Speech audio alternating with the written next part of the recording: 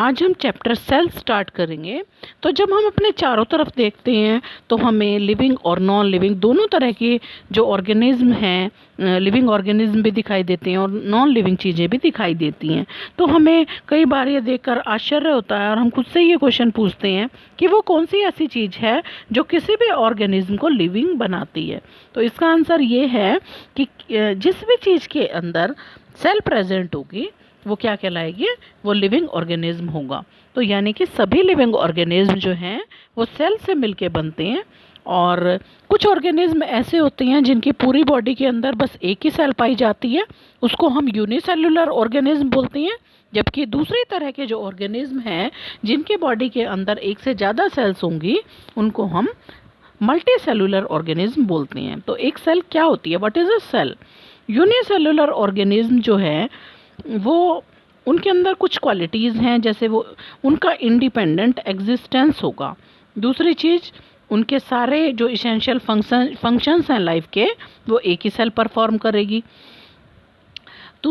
एक और चीज़ क्या है कि अगर उस सेल के अंदर से कोई एक भी पार्ट अलग हो जाए तो वो इंडिपेंडेंट एग्जिस्टेंस नहीं हो सकता। तो इसका मतलब ये हुआ कि सेल जो है हमारी बॉडी की फंडामेंटल, स्ट्रक्चरल और फंक्शनल यूनिट होती है। तो सबसे पहले एक साइंटिस्ट थे एंटनी वॉन ल्यूवेनहॉक, जिन्होंने सबसे पहले लिविंग सेल को देखा। और रॉबर्ट हुक जो थे उन्होंने किसकी, नॉन लिविंग सेल की डिस्कवरी की थी जब वो कॉर्क को ऑब्जर्व कर रहे थे अपने सेल्फ डिज़ाइन माइक्रोस्कोप से। रॉबर्ट ब्राउन एक साइंटिस्ट थे जिन्होंने न्यूक्लियस की डिस्कवरी की थी। तो अब जब इलेक्ट्रॉन माइक्रोस्कोप की डिस्कवरी हो गई तो पता चला कि सेल्स के अंदर और भी छोटे छोटे स्ट्रक्चर्स पाए जाते हैं। तो अब देखते हैं सेल थ्योरी क्या है।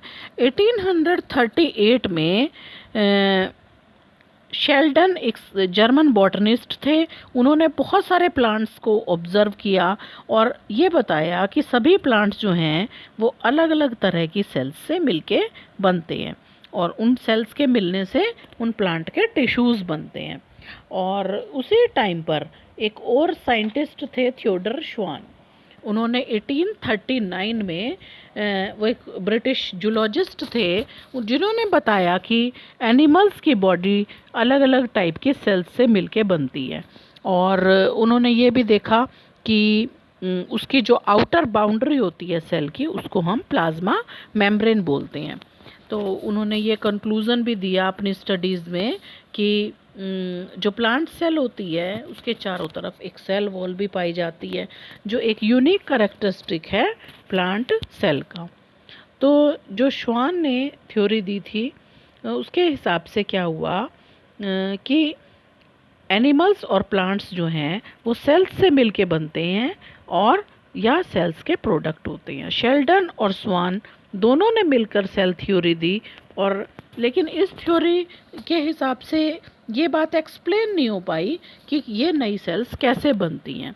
फिर रुडोल्फ विर्चो आए 1855 में, जिन्होंने सबसे पहले ये एक्सप्लेन किया कि जब सेल्स डिवाइड होती हैं तो उनसे नई सेल्स बनती हैं, जो प्री एग्जिस्टिंग सेल्स हैं उन्हीं से नई सेल बनेगी।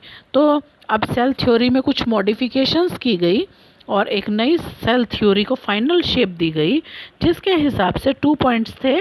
पहला पॉइंट तो ये था कि सभी लिविंग ऑर्गेनिज्म जो हैं वो सेल से मिलके बनते हैं और दूसरी चीज़ ये थी कि सभी सेल्स जो हैं वो प्री एग्जिस्टिंग सेल्स से ही अराइज होंगे।